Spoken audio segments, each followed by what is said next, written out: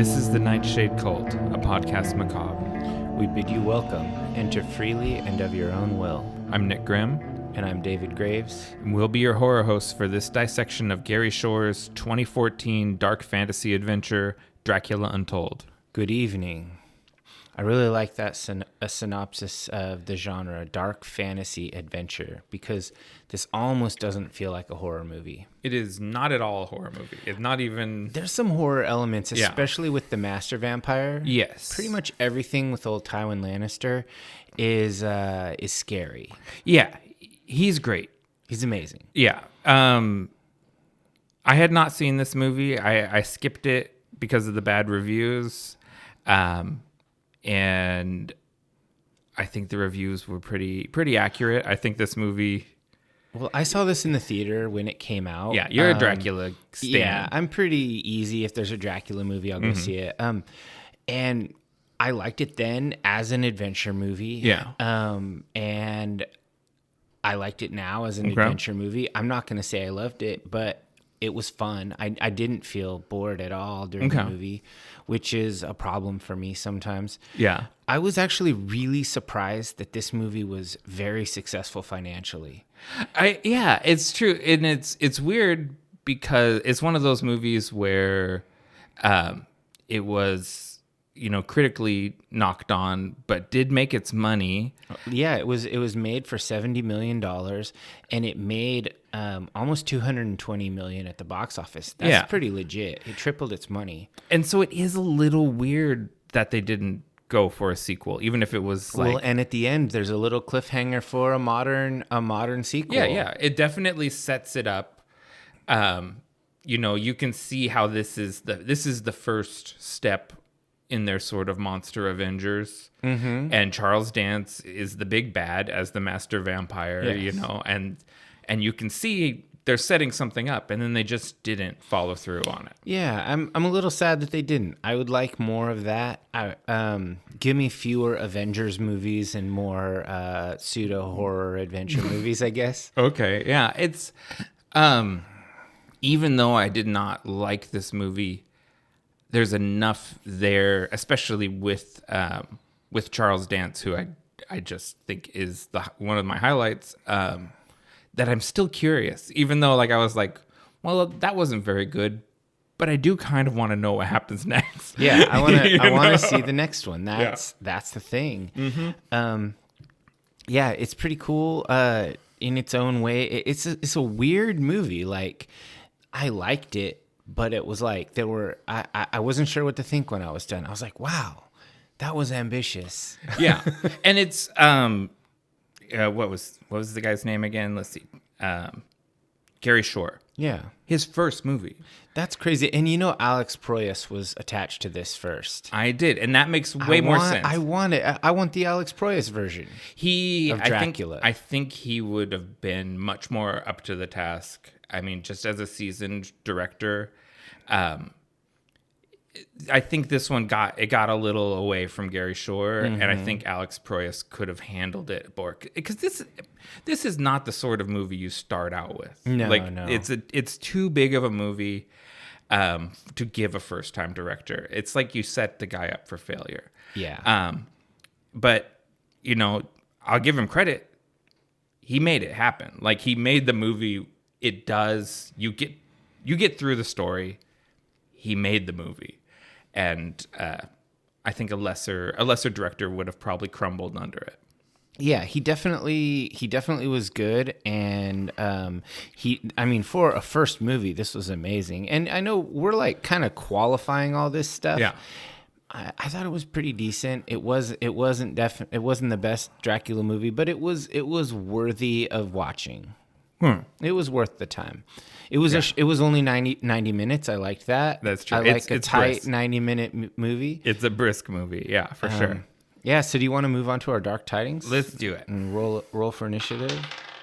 Ooh, I got a 9. 2. You go first. All right. So this one it's just a little story about a movie that's coming up that I've been tracking as it's going along. Okay. Beetlejuice 2 has finished its shooting. Oh yeah, I saw that. It's finally wrapped, and I'm pretty excited with the onset photos that we saw. Oh, I haven't looked at this. There's a bunch of photos out there floating around, and we get a bunch of like some reveals of some new characters that people are playing, and it's overall this is looking good. Like Willem Dafoe is in it, and he's playing a dead guy, a dead policeman on the other side In the neither world. Yeah, and if he's in it, it's got to be good.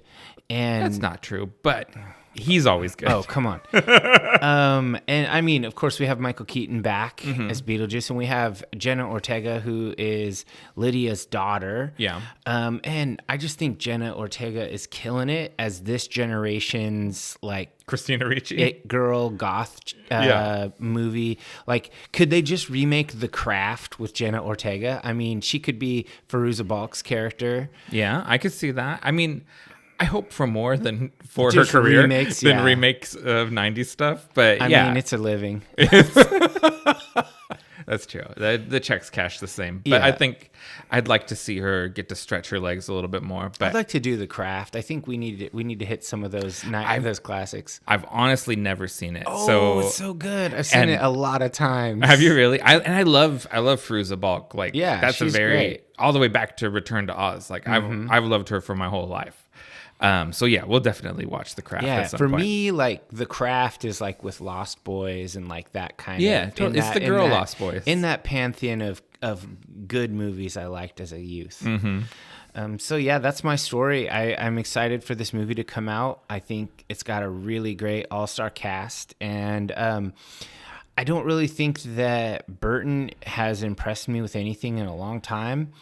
except for Wednesday. Except for Wednesday, but that's TV, and I don't even know if that was really all him. He directed Did he direct all like of them? not all the episodes, but it's like 3 or 4 out of 8, like almost half of it. So I guess where Burton lost it, in my opinion, was with the with Willy Wonka. I think. Oh, you wait that long? I know, I go Planet of the Apes. Okay, maybe Planet of the Apes. Basically, I just feel like there's no, like, it used to be that his movies had a creepy edge that was just up to acceptable for mainstream viewers. Yeah. Like Edward Scissorhands or whatever. But everything in the later period is just too soft. Yeah, I mean, there's things I like I thought Dark Shadows was pretty fun. I do not. Yeah, but anything after Planet of the Apes, it's very suspect. Like, I just have not been super into it. But Wednesday was good. I'll give him that. Yeah. And him and Michael Keaton, I think, from what I've heard, they've had a lot of fun working on this movie. And I was going to say they were almost done with filming when the strike happened. Yeah. And so they've just had like less than a week of photography left to finish. Yeah, if you read the articles about it, basically, like, literally the day that it was signed, they were all back on set and ready to go. Everyone was waiting, ready to come to work, and they had them on call. And so it was just, boom, here we are, we're immediately working. That's good. Okay, we can look forward to that. So what do you got? My first up is Viva La Rock reported Rat Scabies, original drummer, rejoined The Damned. Wow. The original death rock horror punk band, first British punk band to release a single, first British punk band to release an album. Legendary The Damned. He's original founding member. He has been out of the band for some time. And with him back in, that brings them back to the goth period lineup. Oh. And so they are going to be touring next year, playing songs from the Black Album and from Strawberries. They're what Lowell Tolhurst calls their goth albums. Yeah. And so they're going to go out and tour, playing songs from those albums, which they haven't played for a long time. And Scabies has hinted at there's possibility that they'll record a new album too. Oh, awesome. So when those tickets go on sale, just pick one up for me too. Okay, yeah, I'll grab you one because I love The Damned, and I've seen them a few times. I don't think you've seen them. I don't think I've seen them. No, I think I did once at the was it at the Roseland or was it at La Luna. I don't know. I'm pretty sure I've seen them one time, but Okay. I wasn't So super duper into it. Yeah. So probably at the Roseland because I saw them there, and Yeah. that would be the right time period for you to have seen them with me for sure. Yeah.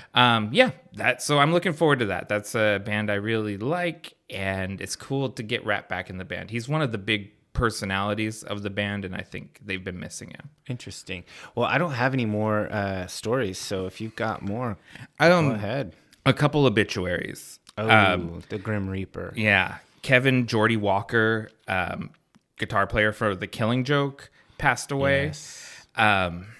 Their legendary post-punk band. I was just listening to them the other day when I saw the news. Yeah, and just really one of the cornerstones of the industrial genre. Yeah. I remember we saw them right before you deployed to Iraq. I think the day before. Yeah, I remember it was right there. Yeah. Just a great band, and he's a super influential guitar player, and he will be missed. And then this morning I saw that Shane McGowan of the Pogues passed away. I saw that too. And that's a little out of scope for our spooky podcast, but still, he's a punk legend, and it's a sad one. For sure. So both of them. And he was too young. He's 65. He was 65, and I think Geordie Walker is probably around that same age. Yeah. And it's no time at all. That's way too young to die. I agree. All right, let's take a short break. Then we'll come back with our dissection of Dracula Untold.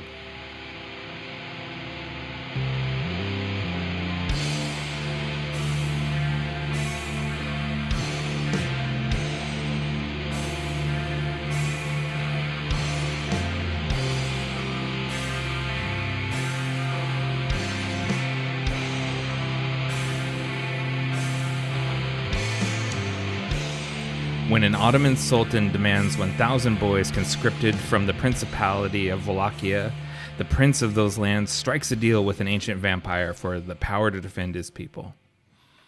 Yeah, that's a pretty simple summary, but that's pretty much it. Mm-hmm. And there's some subtext, Vlad was himself a noble hostage and grew up with the Sultan in Turkey. Yeah. And he knows Sultan Mehmed, and they're I don't know, they're supposedly like brothers, but they're more like frenemies. I mean, it's getting a little into a later segment, but it's one of the relationships for me that just doesn't work at all. Yeah. There's no sense of the weight of that relationship when those two guys interact with each other. Yeah, if you were raised with someone and then you parted ways, even if it wasn't extremely amicably, and then later on you see them and they ask you for something and they pleading with you, you don't double down on being a prick. Yeah. I just don't think that's how a human being would do it. Yeah, it's one of those things. It's one of many things that happen for the sake, because they have to happen for the story, basically. Yeah. Is any of that accurate to the historical Vlad Tepes? Do you know? I don't think so. Was he ever a hostage to the Turks? I don't know. I don't know.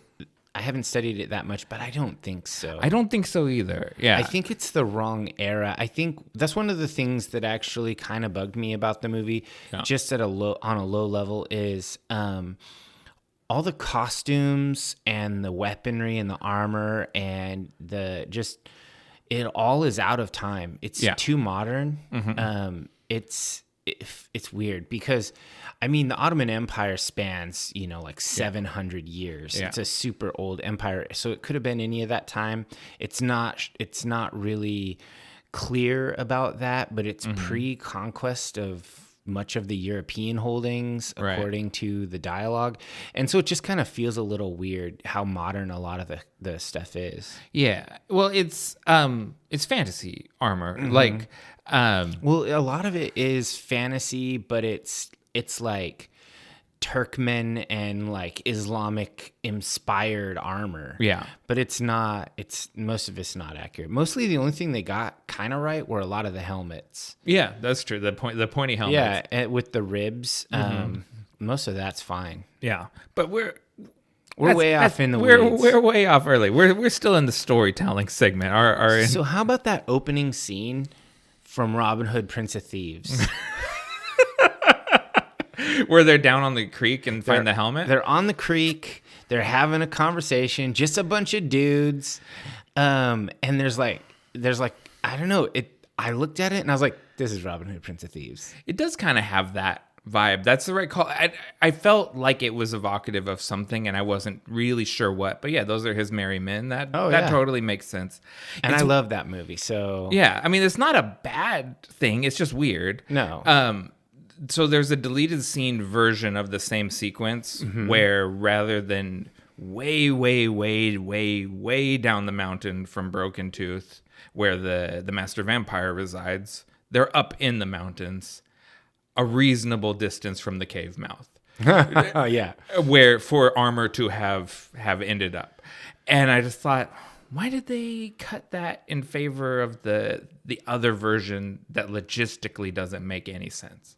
Like, if you saw that helmet in the river, you would never assume it came from the top of that mountain off there in the far distance. Yeah, you wouldn't climb the mountain and look for the cave. Yeah, it's just like, it's a leap of logic that makes no sense to me. Like, other than it's cool to look at the imposing mountain in the distance, and it's cool to see them scaling the mountain. But they had to have their Lord of the Rings vibes. Yeah, but like, I always just wonder about choices like that. Like, when you had a scene that made more sense, why did you go for the one that makes less sense? I don't know. But one of the things that really appealed to me about this movie is actually how much it diverges or deviates from Dracula, the book, because that story's been told 1,000 times. This is a prequel. It is, yeah. And I like that. I think it's interesting how they present the character as like a sympathetic anti-hero. Yeah. And because at every step of this movie, at the major story beats, you understand why he made the decision he made. Yeah. None of it is like there's good internal Vlad logic. Yeah. I mean, some of it's a bad decision. Sure. But he had his reasons and you get it. Yeah. What I would say, my problem with those choices is you take one of literature's greatest villains and cinema's greatest villains, and you decide not just to make them the protagonist of your story, but to make them the hero of your story.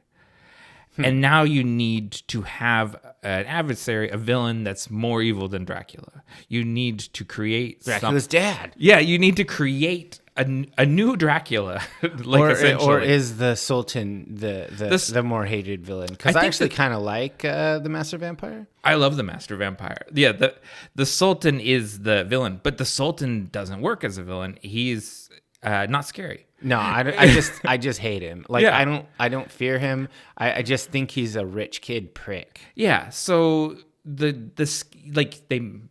take the Dracula out of they make Dracula the hero. Then you have to make a new Dracula to make Dracula. Like, it just, I don't know. Like, I feel like there's just bad choices at every step. I feel like you and I could collaboratively workshop a better Dracula prequel than this. I think that... Or am I just a narcissist? Because I often think that. Some people would say that is hubris, but I would be inclined to agree with you because I'm also a narcissist. Yeah. Sometimes I see something like this and I'm like, shit, Nick and I could have done better than that. Yeah. I mean, we've got years of collaborative storytelling experience with each other. Yeah. We could write a better story than this. I'm confident. Between our brains and Chat GPT to do the grunt work. So while we're banging on the storytelling, Matt Sazasma and Burke Sharpless are the screenwriters. And, I looked at their IMDb and they have just written a series of turkeys. Like all of their movies are bad movies, but they keep working. Like you got to give them credit for keep getting paychecks. Well, think about it like, okay, so you're a Hollywood producer or whatever, or a film house, and you're trying to find some screenwriters, and you're like, who's gonna make us Sharknado 2? Who's gonna write that up? And they're like, we got the guys from Dracula Untold. He's like, all right, that made money. Yeah, that made $250 million. Do it. Pull the trigger. Get those dudes. It's totally like that. Like, it's like, well, no one thinks that's good, but it sold. So, yeah, sure. Selling is good. That's business. Yeah. So, and then we already talked about Gary Shore. I think he does a very competent job directing this. I think it looks pretty cool. Considering that it's his first film, it's very impressive actually, because it's a big action special effects movie, and I assumed he had more films in his catalog before he made this one. I didn't even look at what he's made afterward. He's only done one. It's like Ghost Ship or something. It's like a horror movie on a cruise ship. Oh, okay. That sounds terrible. Yeah. It has some cool... I've seen... there's a scene where everyone gets cut in half in that movie. Nice. And it's pretty cool looking. Gnarly. But yeah, so... But there are some other storytelling elements that I think work. Okay. I like how there's a lot of moral ambiguity and exploration of gray level altruism. One of the lines that really struck me was, he says, by putting one village to the stake, I spared 10 more. Yeah. And that's grisly. But he used fear and intimidation in order to prevent a war. Yeah, that's from the sequence in the Master Vampire's cave, right? Where he's explaining to the Master Vampire why he's the Impaler. Yeah, why he's done the things he's done. And I thought the really cold-blooded thing he said was, because he asked him how he feels. I think he asked him how he feels about what he's done, and he said I feel nothing for it, which is a worse sin than the actual act. Yeah. And I was like, that's cold. Like, that's hard. And that is ice cold. And that fits what we know of the historical Vlad Tepes, right? Mm-hmm. Like, who is said to sit out there and take his breakfast in front of his victims on the pikes. And so, like, this stuff is really... this is the strongest stuff in the movie, I think. Yeah, and this is it's weird that this came up in this movie, and I was watching a video of the nerdiest damn thing, lore about Warhammer 40K. Okay. And they talk about why one Space Marine Legion uses terror troops as their primary thing, the Night Lords, versus other troops, other legions that just do like planetary exterminatus. And they explained it by saying that the Primarch of that legion actually wanted more mercy because he wanted fewer people to die. Yeah. If he could go in and horribly murder the leadership in a public way, the entire planet would be cowed and he wouldn't have to kill them. Yeah. And so it's like the same thing. This is not a new concept. It's do you do something horribly evil in order to not do something that's more evil? Yeah. And I think he says, the Master Vampire asks him, why? And he says, after like the part you said about sparing those villages by putting this village to the sword, and he goes, because men don't fear weapons, they fear monsters. And then that's good foreshadowing, because he's going to become like one of the main monsters of literature. So like that was good. That scene is good. There's a lot of psychology in here. When I was in a military training, they talked about what people fear about psychological operations, and people don't really fear a gun. Yeah. But if you have a knife, they fear it. Why? Yeah. They've been cut. Yeah.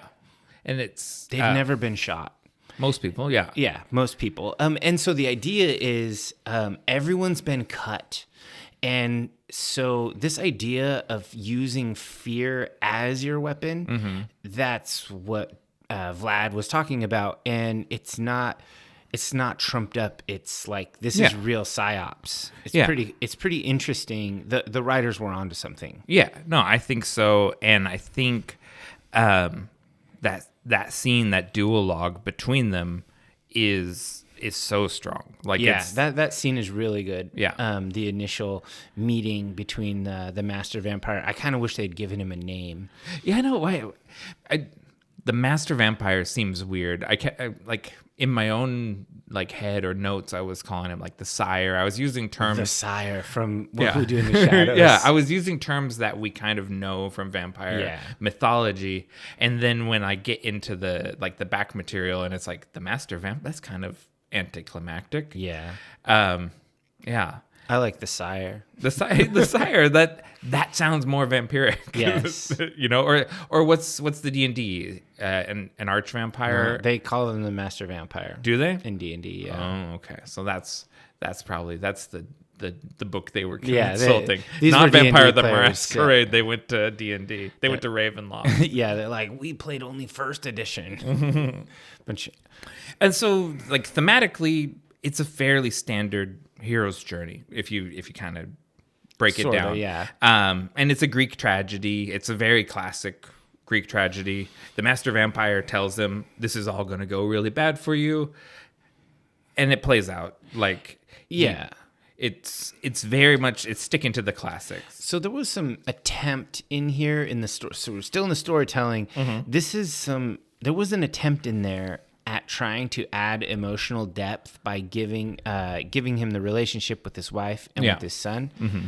And I feel like the relationship with his son actually worked. Yeah.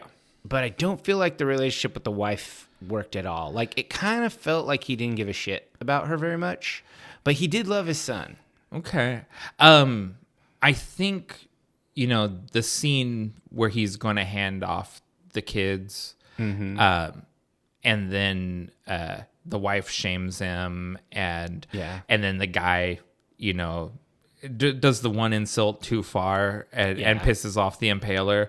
Like, I think that scene was really strong also, and I think old Rickon Stark, he did a good job in that sequence. I just think the wife character Marina is sort of underserved in this the script. It's the writing. The performance was good. Yeah, and I think they have real chemistry with each other. Like, it's one of those, it's frustrating when I watched like the behind the scenes documentaries, and they clearly have a lot of chemistry with each other, the two actors, and we don't see much of it on the screen.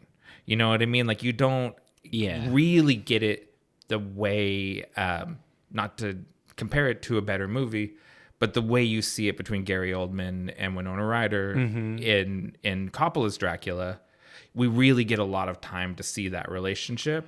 The only time you get it with those two actors is at the end when she's Mina.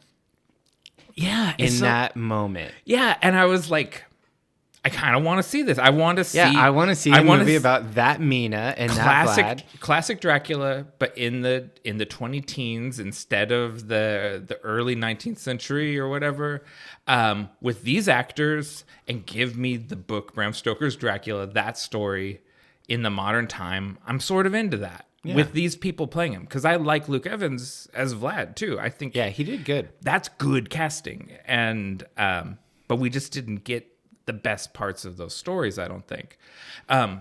There's another deleted scene after she knows that he's become a vampire, and he's talking about like the hunger and all of that stuff, where she goes out and basically kills him a goat to get him blood. Yeah.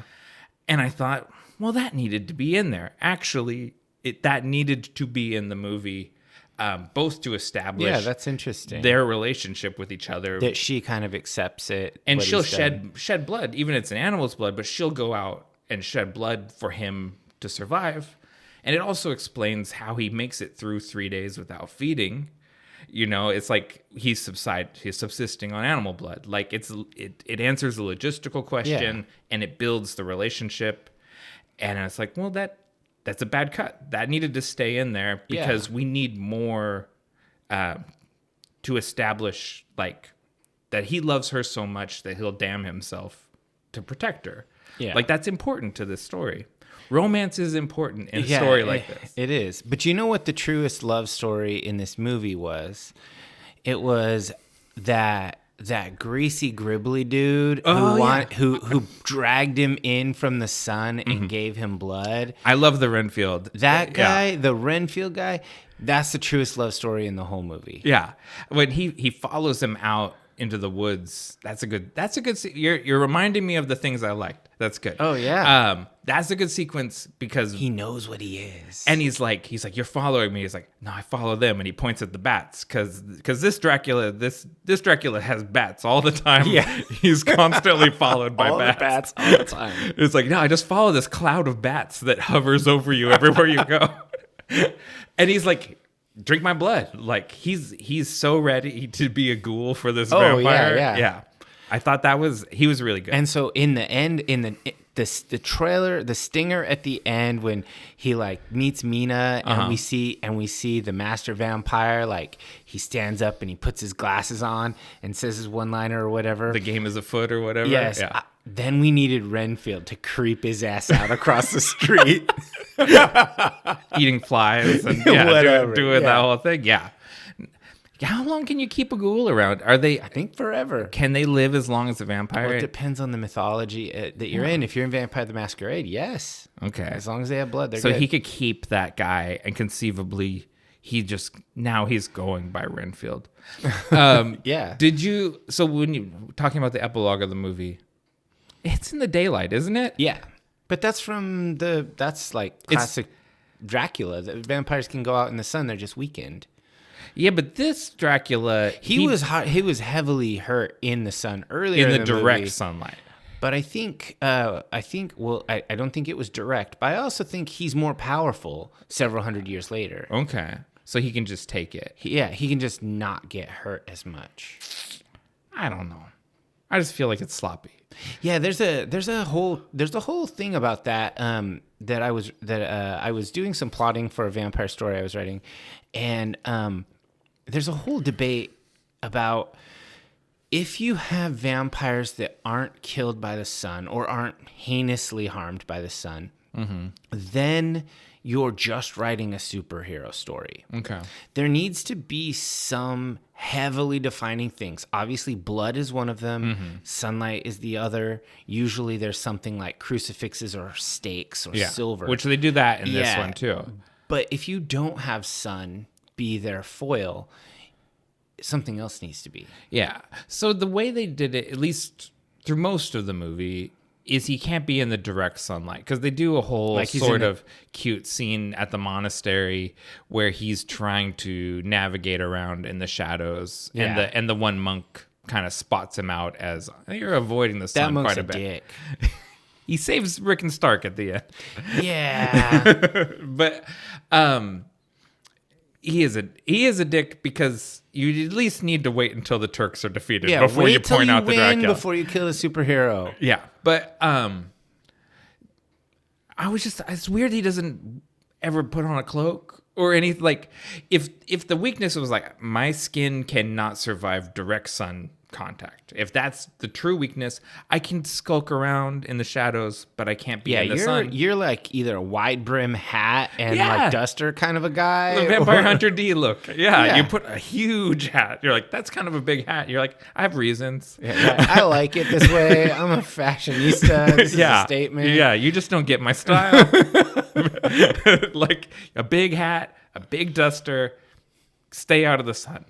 But he's like, no, I've been pumping my guns. I've got to have my bare arms out. Oh yeah. And Luke Evans looks good in this movie. He looks great. He's super cut. It's just weird. It's like, I can't go in the sun. I'm not going to put on a coat. I'm just going to sneak around like a weirdo. Yeah. And it's just a weird choice. He's new to being a vampire. He just doesn't have the ways down yet. Yeah, but he's a prince. He's got a cloak. He's got a cape. A cape would have been great because it's classic Dracula. Anyways, So we're getting into we're talking visuals. So one of the things that I really liked was the use of CGI in this movie, and I don't normally call that out, but the vampire sight, the heat vision with the pulsing, and how in the like, I thought that was really cool with the way that vampires see the world, and we get that experience first through the master vampire's eyes, and then later we get it through Vlad's eyes as well. Yeah, like his super cool. He's seeing it's like predator vision almost. He's watching like the wolves like hunting a stag out in the forest and that stuff. Yeah, I thought I was going to disagree with you because I think the CG gets in the way of the movie a few times too. But that is a cool effect. The way they show his powers. There's a cool only effect. one super bunk CG scene in the whole movie, and the rest I think are acceptably okay. I think there's more than one, but I want to see if your one is my worst one. The super bat swarm murdering a whole army. That's actually not my worst one, but it is very bad. That was lame. Yeah, it's. I would have rather him like have flown down and transformed into some sort of Chiropteran marauder, some giant like bat creature thing, and just started tearing things up. Or Dracula's not just about bats. Wolves. Dracula can summon wolves. Dracula can turn into a big black dog. Like Dracula can do other things. So like a vampire bat is very similar to our brown bats that we have here in size and weight and everything. And I was watching that and I was thinking about what a bat weighs. Like I had a cat that was a notorious bat killer. And I've often had to rescue bats and take them outside. A bat weighs nothing. No, yeah, like, they're very light. They are so light. At worst, getting hit by a bat is like someone threw a kiwi at you, is what I kind of imagine. Kiwi. And so, like, I just imagine if you got pelted by a swarm of kiwis, maybe you'd fall off your horse. It certainly wouldn't damage a breastplate. It wouldn't. No. It wouldn't break the skin. Maybe some light bruising. Yeah. It's just getting hit by a swarm of bats is not a big deal. So it's not terrifying. Yeah, and he's like directing them like it's his fist. You know, he makes flying around. He makes a big fist of bats, and the track on the score, which it's a good score. Ramin Djawadi is a great composer. It's called Hand O Bats. I thought it was going to be called bat fisting. No, that would sound scarier. It's called is it Hando Bats or Fisto Bats? I was just listening to it. But it's a terrible name for a song. It's a dumb visual. It's really stupid. That was the worst scene in the movie. But there were some other really good CG scenes. Yeah. Like there was a couple where there was a fight scene and rather than just have Dracula being superheroing around, you actually see him as reflected in the sword. That one was cool. That was I'll give so you that. Cool. Like I thought it was like it was really good how it implied a lot of action. Let your imagination go wild. It is Hando Bats. Hando Bats. Yeah. Nice. So I thought that was really a great use of CGI. So here's my other bad ones. The very worst one to me is when the master vampire does the venom tongue thing and licks him. His jaw sort of drops open and a big CG tongue comes out. And what was like this Shakespearean duologue sequence becomes tacky for a second. And I would have rather Charles Dance just lick him. That would be much creepier. Yeah, it felt a little out of place. To me, it wasn't as schlocky as Hando Bats. It just was. It was a little weird. Yeah, it's out of place. And the other one that really grinds my gears is the Vlad versus the 1000, because I watched the behind the scenes making of part. And the choreographer, Buster Reeves, legendary stunt choreographer, he did the Bourne movies. He is one of the most influential modern stunt choreographers for how action movies are made. That's such a great sequence of him fighting all these guys, and it's so complicated. It is really cool. And he keeps turning into a cloud of bats throughout it. And it's like, if I was those guys, like, because it's not 1,000 guys, but it's like, a dozen guys. And I worked for weeks to learn the choreography for this scene, and you film this thing and you're so proud of it. Don't fuck around with the CGI. Just show us the action. Show us what these guys they've trained their bodies and they've done all this stuff.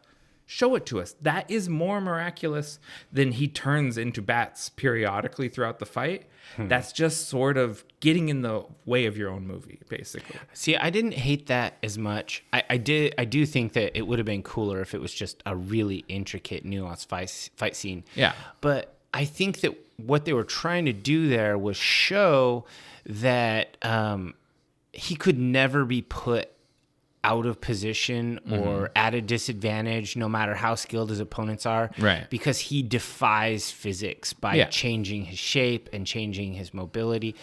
It didn't really bother me that much. I would have liked maybe a wolfy transformation. Yeah, a little more variety. Not just They're bats, heavy. They're heavy on the bats. bats. Give me some wolves. Whatever. Mist.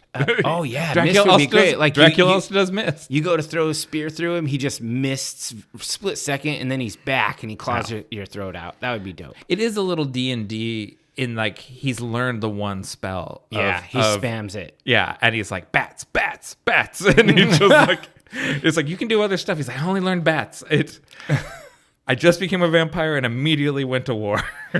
Yeah, like if I could turn into bats, I would do that a lot. You do it a lot. I would do it like in traffic. I would never go up or down the stairs on foot.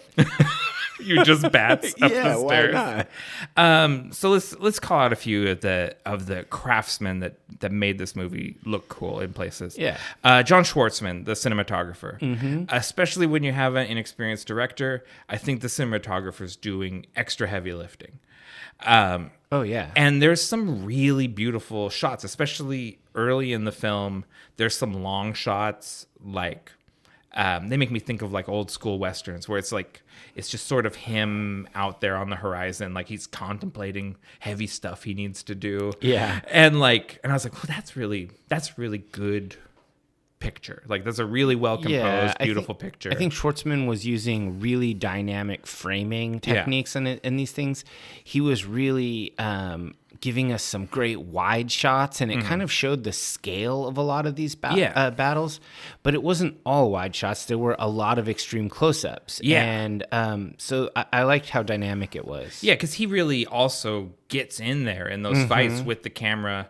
And that is sort of like the Bourne style, right? Like get in there in the action with your protagonist there. Yeah. And I thought that stuff was really cool. There's good camera work. And the use of handheld camera. Yeah. It's great. It's just like Reservoir Dogs. How handheld camera right in the scene with the actors. You feel embedded in it. It's like this combat feels extremely visceral. It's shaky, but it's not shaky cam. Yeah. Which I hate really shaky cam. Yeah. But I like to feel in the action like that. Yeah. I think it rides the line. It does a great job. Lucy Sibic did the prosthetic makeup. And I think the Master Vampire especially looks really cool. Like he's a very Nosferatu kind of vampire. And I love what she did there. His claws, like there's where he dances his fingers down Vlad's sword, and it's very creepy. And I think there is some very cool in a movie with a lot of CGI. There's some cool practical stuff happening in it. Yeah, I agree. I think that the Master Vampire was just amazingly well done. Yeah. And then Francois Adoy is the production designer, and Nigella Dixon is the costume designer.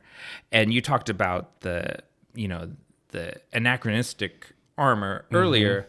It is cool though. Like it's cool. It's cool armor. I thought like Vlad always looks cool, like especially his kind of, I don't know, his armor that reminds me of Bram Stoker's Dracula armor. Yeah, the dragon armor at the very end. That's really cool.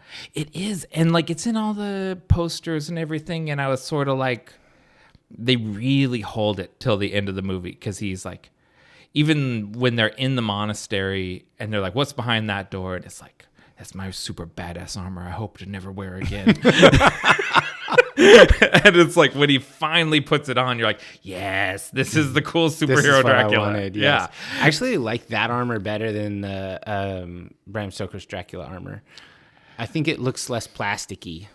It does. I'll give you that. I think just on a level of like which is more iconic, I think that the Coppola's is more iconic imagery.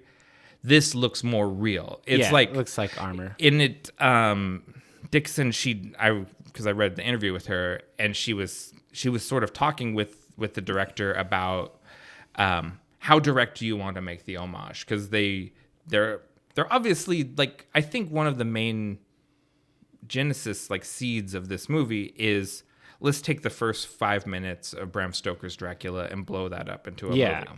Like, they're like, I want to see more of that Vlad the Impaler Dracula before he's the old man. And so they knew they were homaging Coppola's movie, and it's like, well, how close do we get? You know, it's like, and they didn't go full red, right? The dragon is red, like the embossed dragon on it is red, and the rest of the armor is black. You know, like those. I thought it was a very good homage.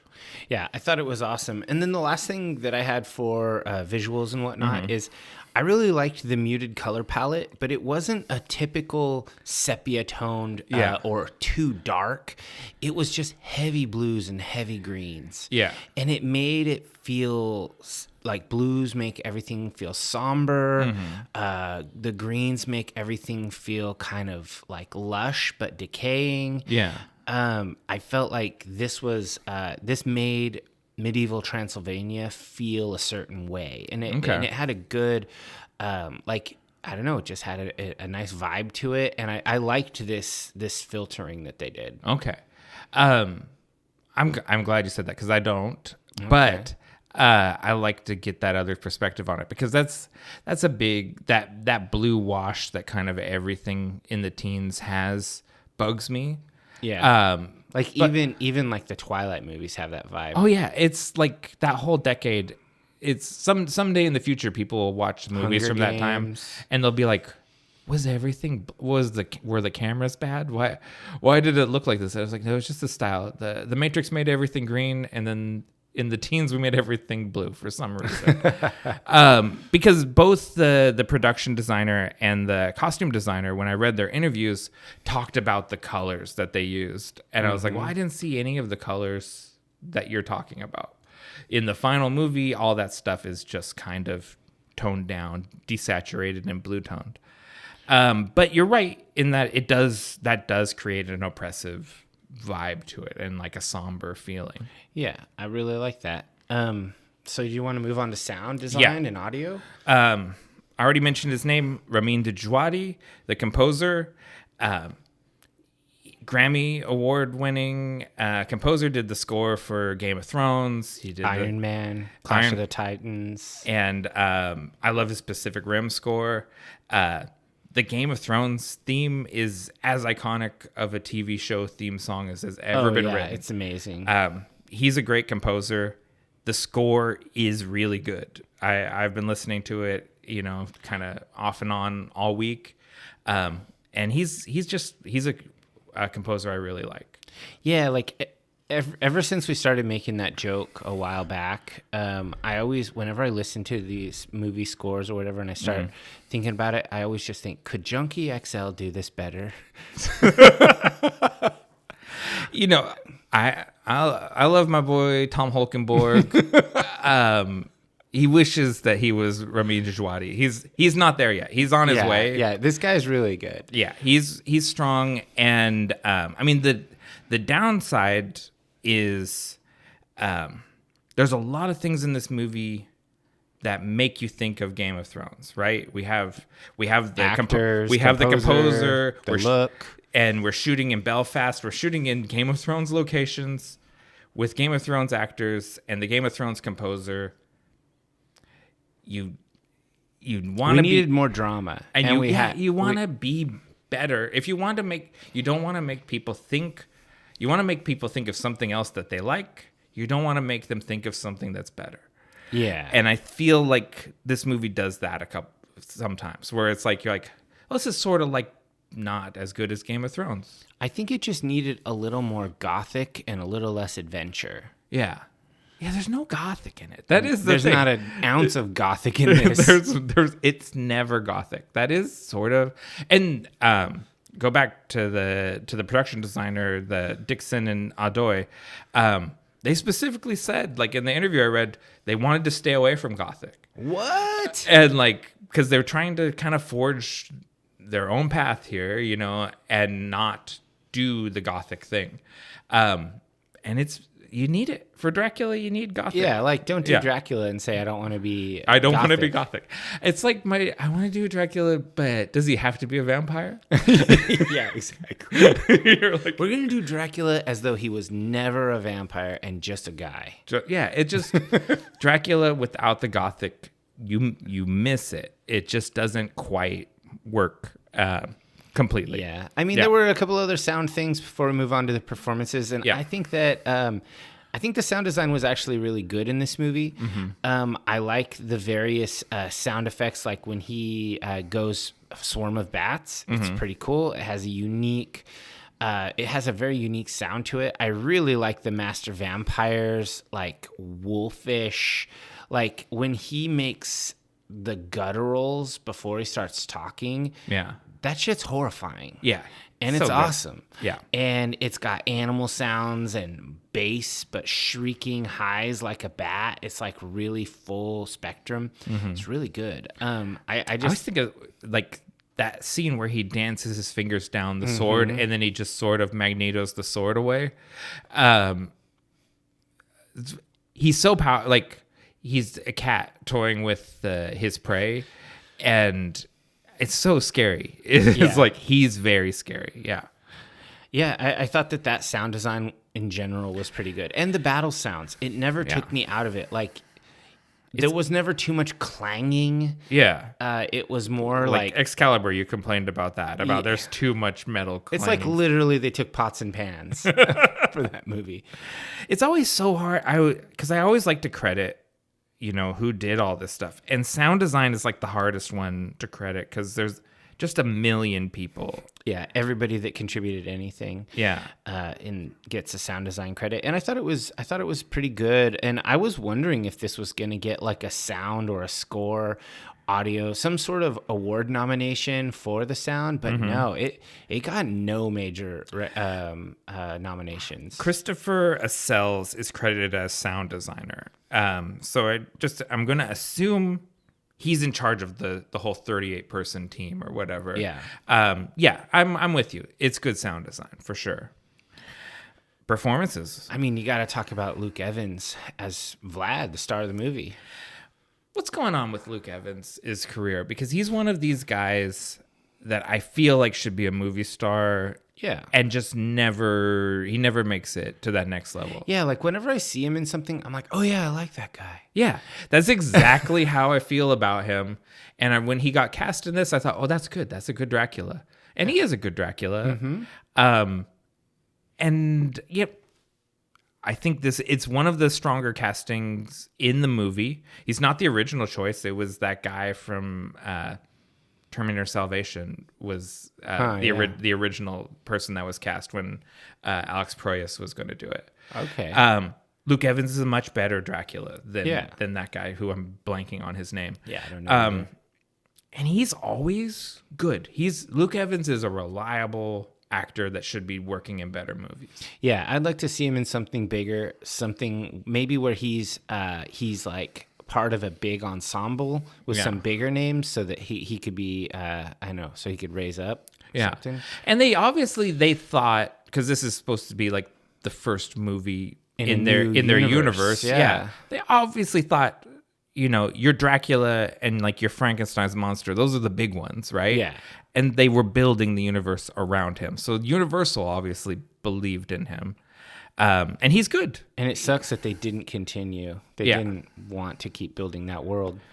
Yeah, it's unfortunate. And also unfortunate is Dominic Cooper as Sultan Mehmed II. I love Dominic Cooper. He wasn't even on my list of performances to talk about. It's very weird to me because he's someone, again, another one of these people, not really a movie star, but that I always like in everything. And so when he showed up, I was like, oh, cool, it's Dominic Cooper. And then he comes out and he's doing like a bad accent and giving the flattest, most boring, uninspired performance I've ever seen. Serious mustache twirling bullshit. But it's not fun either. It's not camp. It's not a fun arch villain. It's not a scary villain. It's just bad. Like, yeah, he's like a petulant, annoying politician's son. Yeah. He's like Donald Trump Jr. or Eric Trump. Eric Trump. He's Eric He's Trump. Eric Trump. Yeah. It's awful. And I was Dominic Cooper just has buckets of charisma. You know, like watch Preacher or Captain America or even like Warcraft. Yeah. He is so charming. And you want a sultan because you're commanding many, many men, right? The sultan needs to be charismatic. I liked the giant from 300 better. A CG character? Yeah. Or is it a real guy? Yeah. Yeah. It's, the big guy. The Persian. Yeah. He's like huge. He's like, yeah. Yeah, that guy's scary. You got to be something. You have to be scary, charming, creepy. They should have got The Rock to be the Sultan. He was the Scorpion King. Oh. Yeah. Anyways, I always hate to bag on someone that I like. That normally. you like the actor. Yeah. This performance was bad. It's bad. It's okay. Everyone does a bad one sometimes. And Dominic Cooper... he dropped a deuce. He shit the bed. That's what he totally shit the bed on this one. It's like it's one of those things where it's like you watch it and you think he really doesn't want to be here. Like this, he's not putting it in. He's not putting the work into it. Who would have done a better Sultan? Who would have been like a scary ass Sultan? I think they should have got someone who's less handsome. Or I mean, radical thought. Someone of Turkish descent. Oh yeah. Don't even. That's you're beating me to the what didn't work. Okay. Yeah. Not the most British person you can find and just put him in eyeliner. If you're gonna do that, give us Henry Cavill because that's who we like the best anyway. for handsome British guys. Yeah. He's the handsomest British guy. He might look less Turkish than Dominic Cooper. Maybe. I was like, it's hard because Dominic Cooper doesn't look remotely Turkish. Or maybe we do a little rewrite on this and we actually say this isn't Sultan who grew up like his brother. This is Sultan who was his father-ish figure captor. And we get like someone like Sean Bean. If you're going with a white guy. Yeah, an older guy. Like who could have been the Sultan who had the child come to him. Yeah. You know, like then it could be somebody who's like a menacing older guy. I mean, yeah. I mean, you just need someone to sell that relationship because, like, they have these conversations. Nick Cage. Nick Cage is the most menacing. He can do anything. That's true. These are all still terrible castings. He had the wildest eyes and one more. Yeah, but it's like it just never works. Like when they're calling each other brother and all that stuff. Like you could believe that these guys have never met each other. Yeah. Not that they've grown up with each other and had this whole like, again, Game of Thrones. They're making us think of Game of Thrones, and you have to think of the relationship that Theon had with the Starks. Yeah, right? you want Theon and Robb. You want that dynamic to where they did kind of like each other. Like they had a lot of adventures. But they always kind of knew what the other guy was. Yeah, and they're on different teams in the end or whatever. Yeah. And then when Theon betrays Robb, like it hurts. It's so awful. And this is very much like Morena says, like, go, you said you were like brothers, go and talk to him. And he goes there and you just get nothing. Like, Luke Evans is acting his ass off from his side of the table, and Dominic Cooper is giving him nothing to work with. Yeah, it's kind of like, instead of it being like Theon and Rob, it's like if Rob was talking to Ramsay Bolton. Yeah. But the Ramsay Bolton guy is more menacing than this. He would be a better Sultan. Yeah. We're being honest. He would be a very creepy Sultan, and he could do that thing. Or Joaquin Phoenix, he could be a creepy ass Sultan. Yeah. Oh, that's a very good one too. But I was think Ramsay Bolton, because he flips on and off liking you and hating you switch so good. Yeah. Where it's like he's sweet and then is just like a complete dead inside sociopath. Yeah. So anyways, Dominic Cooper, I love you, but rip your career. This was a bad one, buddy. Sarah Gadon as Morena. Yeah, I like that performance. I thought she played a really sympathetic character. Mm-hmm. And I don't think the lines that they gave her were very good. No. I wasn't really convinced. I was very convinced of her love for Vlad. I wasn't convinced the other way. Okay. Almost like he was intentionally distancing himself from her because he knew what he had to do or whatever. I don't know. Yeah. But it felt a little off. That's there. I think that's there. I think that's a good call. And she was true. Like, I think it was a pretty good performance. You know what's weird? I'm just looking at my notes here, and my first note about her is her as Mina. It's not her. It's not about her portrayal of Morena. Yeah. Who she plays through most of the movie. She literally plays Mina for like seconds at the end of the movie. That's the best part too. And that's the best part. Like, they have the most chemistry on screen in that scene. And like the epilogue is the best part of the movie. Second best. It's a good part. You're very close to my belief of all the best parts in the movie have Charles Dance in them. Yeah. There's a couple of other parts that he's not in that are good, but yeah, no, that's true. Who else do we have? We have Charles Dance as the Master Vampire. Yes. I mean, he's just absolutely chilling in the role. It's amazing. He's the highlight of the film. For me, by a long margin, he's the best thing in the movie. He is the best actor on the screen at any given time. And we don't get very many scenes with him. We get the one where he kills all of Vlad's men. We get their really great duologue with each other when he gives him the gift.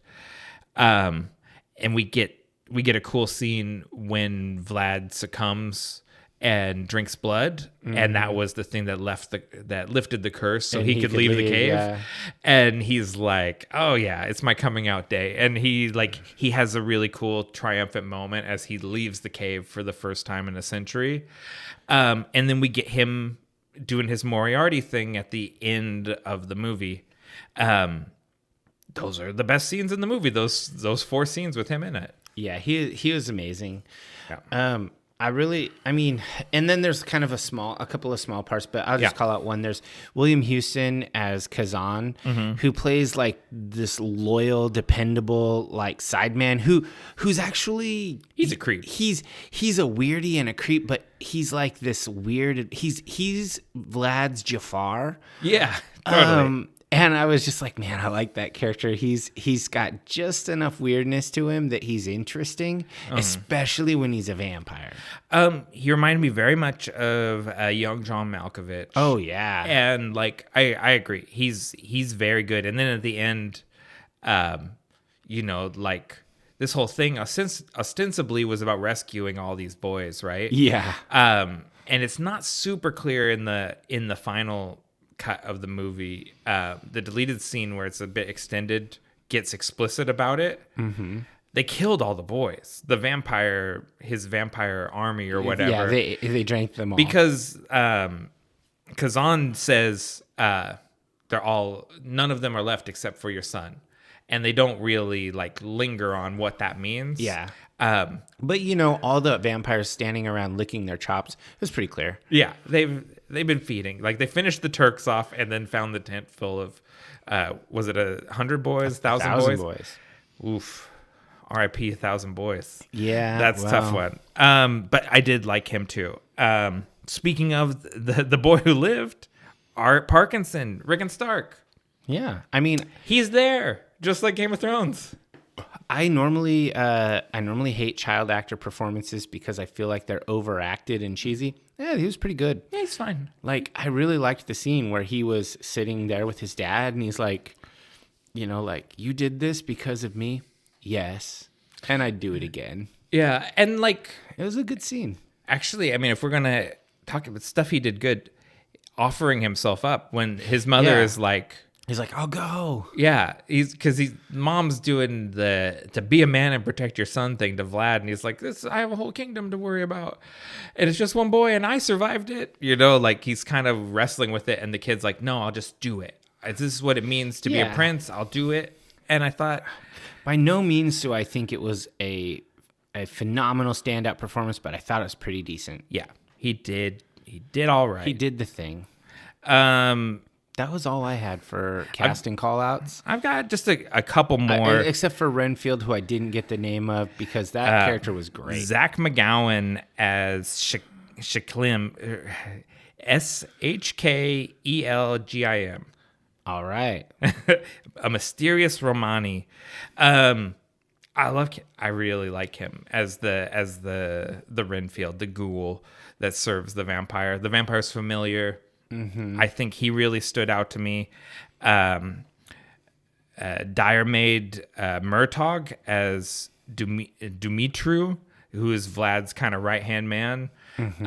I thought he did a decent performance in that role. He had a very anachronistic costume, looked like he was wearing a bubble vest, but it was like made out of leather, and I was just thinking, like, I was like, just trying to make it look like he's from Denver, Colorado, but medieval. Like, it was just medieval Denver. It was a weird choice, you know. And you talked about that earlier, the anachronistic costumes. Oh, so much of the leather work that they have on there, like a lot of the main characters and his buddies, the merry men, wore these like really nice leather jacks, like these, upper body garments that were really well made. Like the leather working is excellent. But it's not historical at all. It's not. Yeah, that's straight up Warcraft stuff. Well, and that's why it's a dark fantasy. It's not a historical fantasy. No. It's complete fantasy.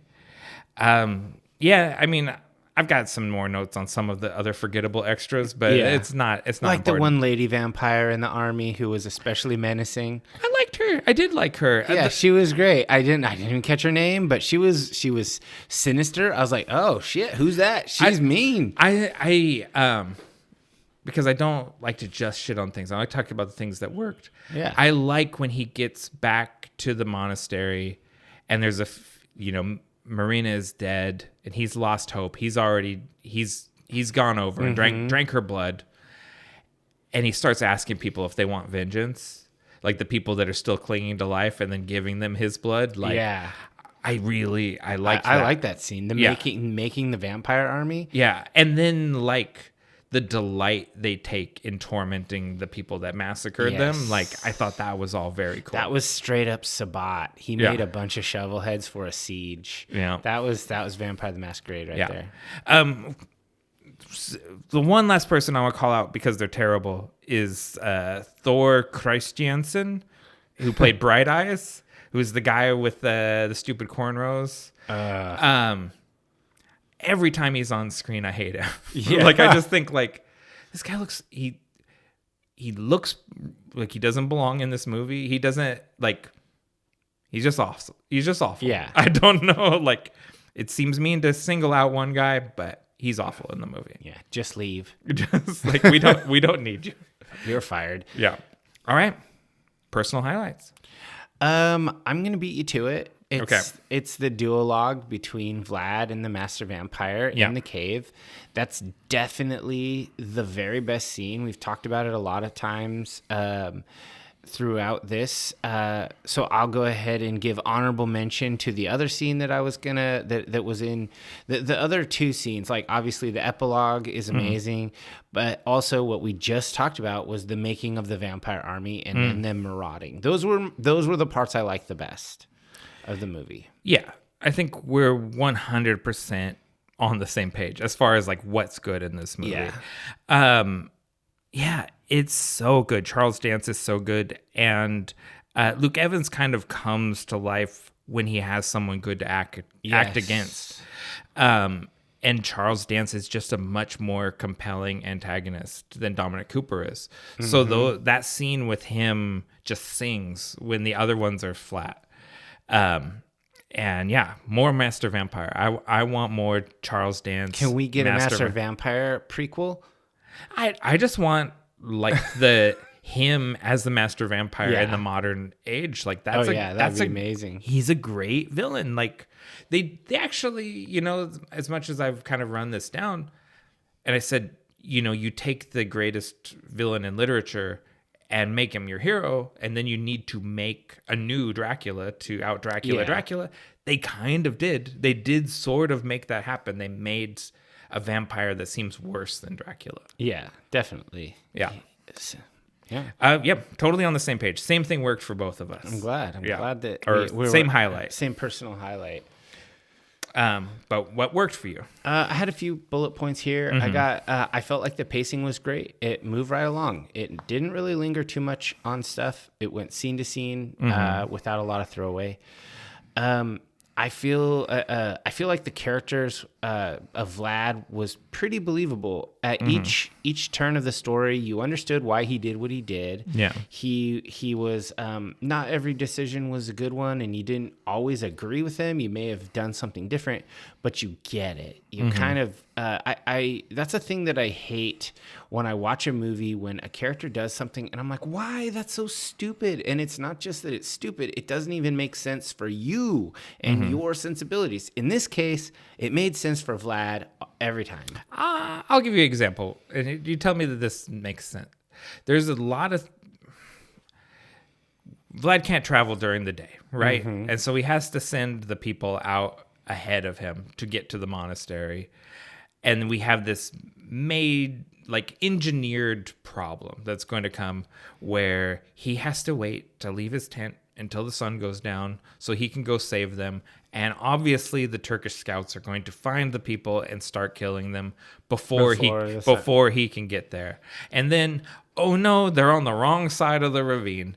This is not actually the way to the monastery. That we all know the road to the monastery, but we took the wrong road. We went to the viewpoint to look at the monastery across the ravine and not the road to the monastery.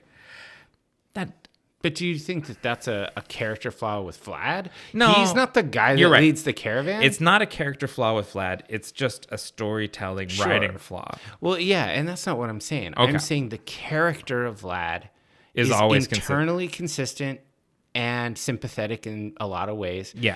He makes sense to me, and I like that. Not all these horror movies, like Dracula from Bram Stoker's Dracula or Dracula from the 30s Dracula, is not internally consistent. Well, yeah, he doesn't internally exist. I think 1930s Dracula has no inner story. Yeah, like these characters just make erratic ass decisions. Yeah. This Vlad, he makes good decisions. Yeah, okay. Yeah. And then the last point was I really liked what worked for me was the outro. I really liked Mina. I liked the connection to the original Dracula story with that, how he had been waiting for her to come back, etc. Like that's a connection to the real Dracula myth, not this prequel thing. And I like that, how they're they connect it, they tie it up and make it feel like this is part of the story. Even though I didn't love this prequel, the decisions they made for the plot, I like how they integrated it. Yeah. Okay. That felt good. How about you? What worked for you? I'm gonna just sort of reiterate and rephrase some of the things you said. I think for the most part, the casting is great. I think Luke Evans is a great Dracula, and I think Charles Dance in particular, he embodies ancient malevolence, is what I said. He is exceptional. They're one of the highlights of the film. And like you said, the pace. It's a 90-minute movie and it hums right along. You really don't have time to get bored. You know, like it's not. I hate it when you suggest a movie for the pod and I'm like, okay, that's a little sus, but I'll watch it. And I pull it up and it's like 2 hours and 20 minutes. I'm like, fuck. You're like, oh, that's so long. Yeah, 90 minutes. 90 minutes is an easy sit. Even if it's not great, you're like, that's only 90 minutes. I can get through this. And then I think, especially in concert with each other, I think the cinematography and stunt choreography is really good. Oh, yeah. And I love that stuff where the camera is in the scrum with the fights. I think they did a really good job of that stuff. There is some real strong moments in the camera work in this. What didn't work for you? Just like I had 3 positive points, I have 3 negative points. Mm-hmm. First and foremost, this is not a Dracula movie. Okay. They should not have used the name. This is not Dracula. This is not Dracula. Okay. This is a fantasy vampire romp that is more akin to a D&D movie in Ravenloft or something. Yeah. This is not Dracula. Just keep his name out of your mouth. Okay? Okay. It's not a Dracula movie. Okay. Secondly, it's super, super inauthentic with regard to historical anything. Okay.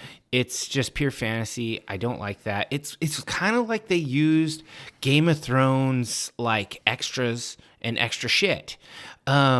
I think they Or were they 100%. probably, They were probably 100%. bought it from them. Yeah, this like, oh shit, is that some House Bolton stuff? Is that some House Stark gear? I bet they made new stuff, but if you consider they filmed this in Belfast and we've got Game of Thrones actors in it, I feel like It's like an off-season thing. this is an off-season thing. We're not shooting Game of Thrones right now. Half the same people worked on it. Yeah, and we can get this stuff at bargain because it's off-season. Okay, so I didn't like that. Yeah. And then the last one, as you touched on earlier, the casting.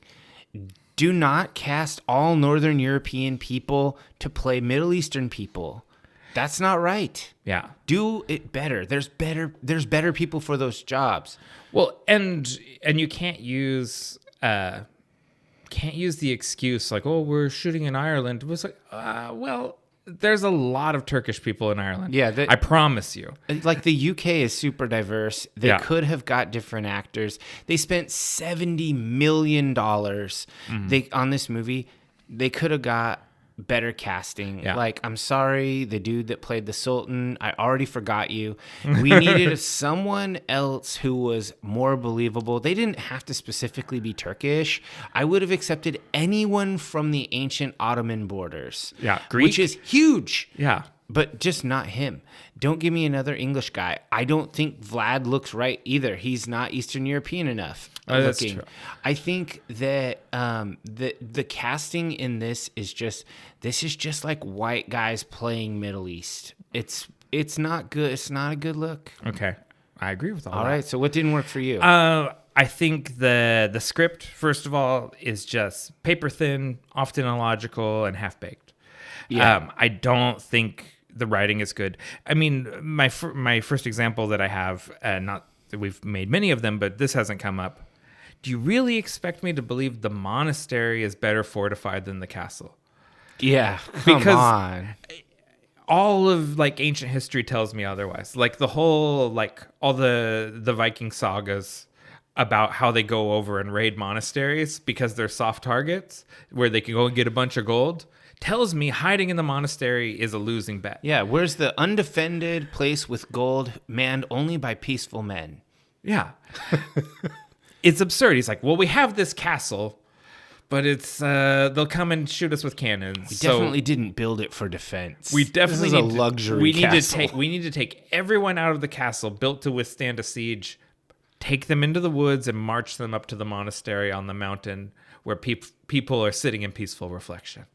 Like it's just to put the people in danger. So the script is half baked. The tone is wrong. This is basically the same thing you said.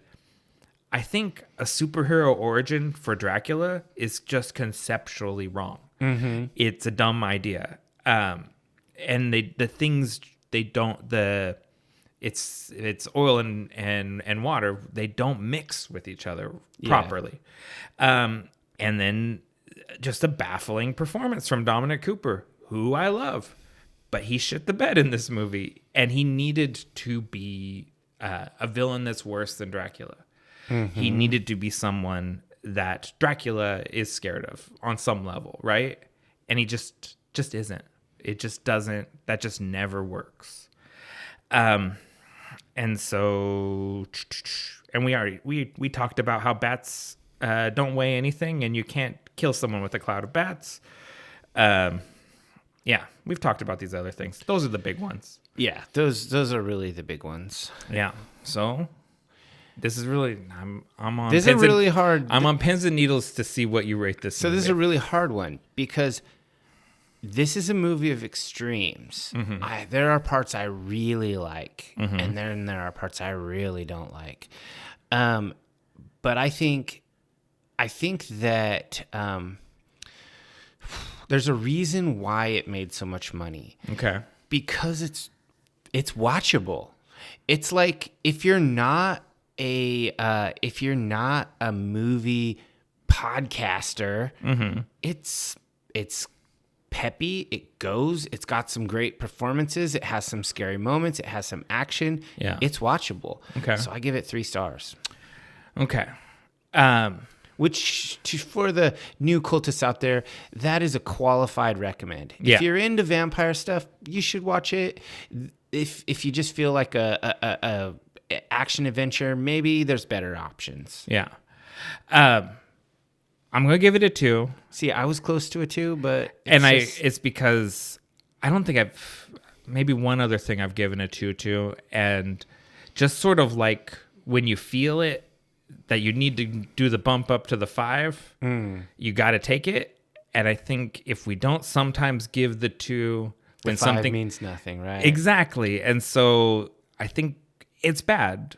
There's some bright spots in it. It is somewhat schlocky. There's some bright spots in it, but I think, there's a lot of other Draculas to watch before you get to this one. If we didn't have the performance of the Master Vampire, this would be a 1. Oof. Okay. All right. So we're basically on the same page. Yeah. You're a soft 3 and I'm a strong 2. It's a very soft 3. But the internet largely gives us a 3, like across most things. Okay. User ratings on Google give it closer to a 4, but those are always a little skewed because only fans go back and look at this stuff. Yeah. But generally speaking, it's kind of a 3. That's the consensus across the world. But I don't think 3 is a crazy rating by any means. For a movie that made like $220 million, there's something to it. It wasn't absolute dog shit. It just was kind of, I don't know, horse shit. Horse shit is better than dog shit. Oh yeah, on the smells scale, way better. On the scale of shit.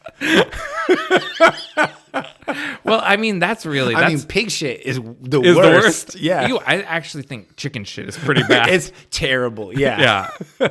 It's because of that sweet smell that it has. It makes it extra disgusting. And this is why people listen to this podcast. Yeah. Well, we're basically on the same page. I really was thinking this was going to be like the first movie that I thought I really liked it and you really hated it. Yeah. The thing is I liked some parts of it a lot, but other parts of it just fucking murdered. Yeah, and we're just we're totally on the same page. So why don't we'll take a break and come back to the Vault of Darkness.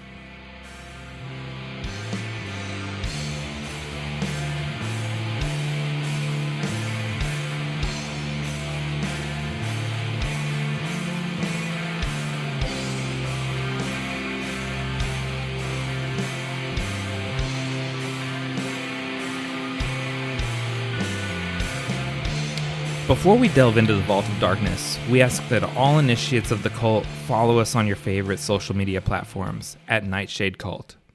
If you've enjoyed this content, help us grow the cult by sharing it with like-minded people and leave us a review wherever you listen. All right, what are you pulling out of the vault? All right, so I like vampires. That's not a secret. Yeah, this is an easy one for you. I was looking for vampire stuff, and I had to go back and do some searching of my old notes to make sure I didn't do any repeats. And I could have swore I did this one in a pod in the a couple of years ago, but I guess I didn't because it didn't show up in any of my notes. So I'm going to go with one of my favorite vampire books, which is Fever Dream by George R. R. Martin. Oh, okay.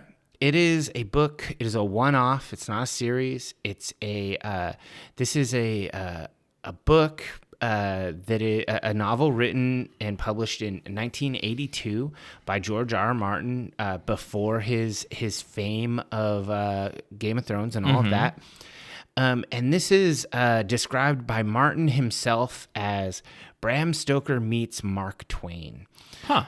It's about a antebellum Mississippi River steamboat setting where there's a vampire and a steamboat captain, and then there are more vampires, and it's a whole thing. Like, it's a really good vampire story, and I just thoroughly enjoyed this novel.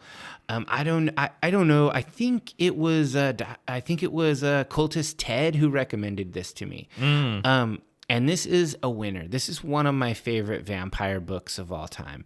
I rank it very highly. I mean, obviously George Martin can turn a phrase.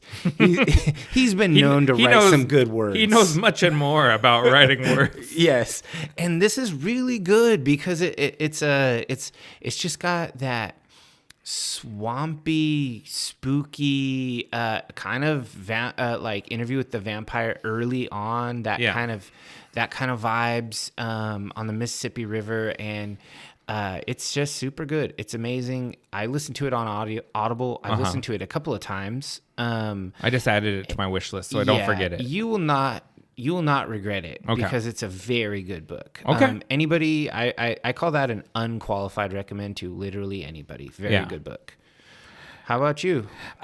So when I think of this trope of our hero selling his soul to darkness in order to get the power to fight evil, Hellboy? I think Hellboy is born a devil. So that's my bad. This is a little bit different, but you're barking up the right tree in that I think I go to Go in the Guy's manga series Devilman. Oh, okay. And there was in 2018 on Netflix there was an updated Devilman series called Devilman Crybaby.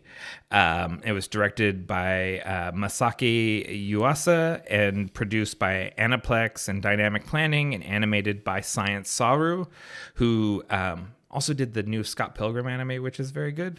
And it's on Netflix. And it's a good modern update on the Devilman mythology. It was done for the 50th anniversary of the original series. That's still up on Netflix. It's not as gross as like the old Devilman. So I've never watched Devilman. What is it? Okay. What's the deal? So our hero, Akira, he essentially, in order to, there's a bunch of devils that have been kind of released into the world, right? Okay. They've become Satan's become unfrozen. I think they say the Satan word. Okay. And so there's all these devils kind of out in the world, and they're possessing people. And in order to have the power to fight those devils, he merges with a devil called Amon. And then he can transform into Devilman so he can kill devils. Okay. Like if you saw recently, Chainsaw Man is a ripoff of Devilman, essentially. It's okay. I mean, I watched a bit of Chainsaw Man and stopped. This is the source. Chainsaw Man is the inferior derivative. It's fun, but Devilman is better. Okay. And it really kind of comes down, especially this version, the Crybaby version, really kind of hangs on the relationship between Akira and his mysterious friend Ryo, who is also has demonic powers. Like I don't want to spoil any deeper than that. but it's one of those things where Rio looks sort of sweet and innocent in a way, and Akira looks much more sinister and evil, but maybe it's sort of the reverse of that. And there's a romantic tension between them that's not necessarily there in the early versions of the anime.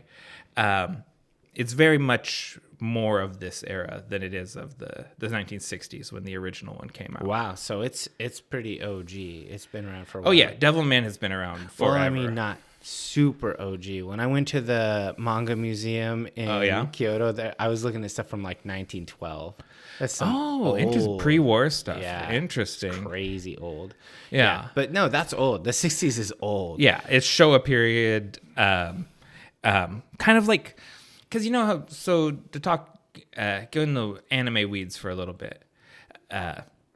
Anime and manga tend to reiterate and refine on concepts. Oh yeah, they're big tropes. Recyclers. Devilman is one of those things. If sort of like Astro Boy and Speed Racer and Captain Harlock, like there's these things that are the foundations that the tropes have been built on. Devilman is one of those things. This sort of dark superhero, hyper violent, tortured, brooding young man. Sounds like something I'd like. Yeah. Devilman is one of the cornerstones that all of the anime lineage is built out of. Nice. And this is a cool modern update of it. The 90s version, I think, I have the feeling some people don't like the sort of hypersexual, gross stuff that was big in the 90s. Like they go, I could do without all of this. Yeah. The 2018 version... our sensibilities have changed considerably, and there's a lot less of that. That's cool. Yeah. So anyways, if you want a dark superhero, I go Devilman. So I wanted to call out one honorable mention that I almost did, but it was too on the nose, I think. Well, maybe not too on the nose, but I almost went with Vampire Hunter D. I thought about D too. Yeah, that's how I got to Devilman. Yeah, D is so cool. Everyone's seen it though. Like I don't think everyone's seen Devilman or read Fever Dream. Yeah. So, and if you're looking for Fever Dream, it's spelled old timey. It's Fevre. Yeah. But yeah, I wanted to get something that I thought the cultists may not have heard of, except for Ted, who's an OG. Yeah. If you're going to do an honorable mention, I'll do one more. Go ahead. And I'll say, watch the first two Blade movies. Oh yeah, they're good. They're really good. If you want a vampire superhero, skip Morbius. Especially the second. It's written by the same guys that wrote Dracula Untold. I'm not even kidding. Oh, they wrote Morbius too. Dang. They went back to the well. Well, they're the vampire guys now. Yeah, but especially the second Blade, the one Guillermo del Toro directed. That's a good vampire superhero. Those are some good honorable mentions. Okay. Yeah, we gave him a lot to think about. We'd like to thank you for joining the Nightshade Cult. Until we meet again, we're wishing you unpleasant dreams.